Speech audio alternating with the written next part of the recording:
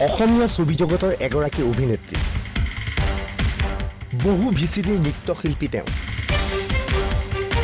হঠাৎ অভিনেত্ৰীৰ অশ্লীল ভিডিঅ'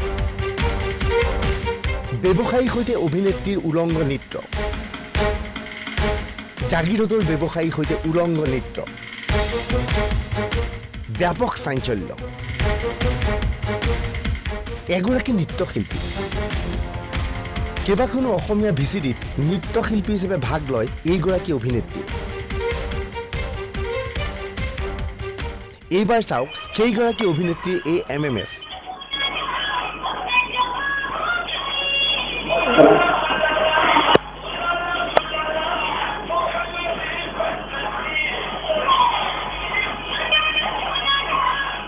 সম্পূৰ্ণ দৃশ্য আমি আপোনালোকক দেখুৱাটো সম্ভৱপৰ নহয় কিন্তু তথাপিও চাওক এই দৃশ্য